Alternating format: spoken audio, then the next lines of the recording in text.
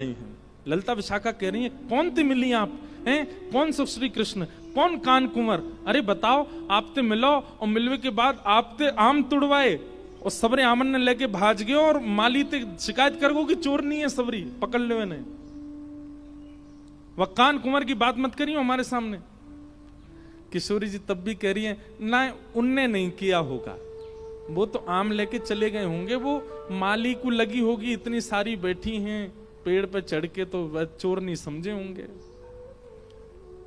यही तो प्रेम है, जहां पर लाखों के बताने पर भी हमारा प्रेमी प्रिय लगता है।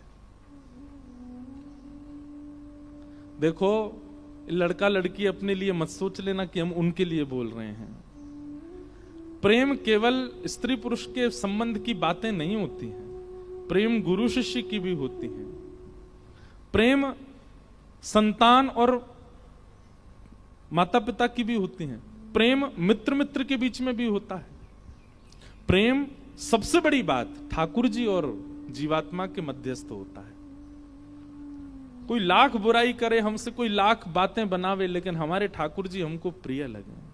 श्याम सुंदर सदा हमको प्यारे लगे, हम उन्हीं के रहें वो हमारे रहें।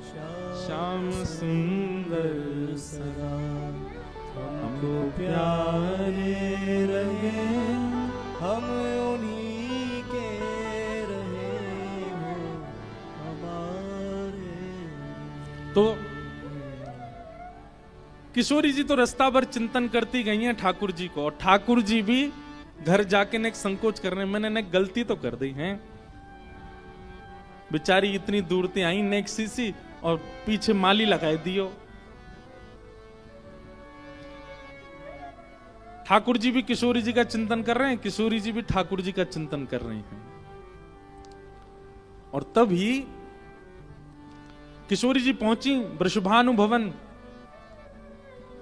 एक दिना कीर्ति मैया बोली, लाली तू पूरे दिना बैठी रे, ये तेरी सबरी सखी आकर के खेलें और तू बैठी बैठी इनको देखती रहे, तू कहा चिंतन करे। अब श्री जी कैसे बता मैं कहा चिंतन करूं।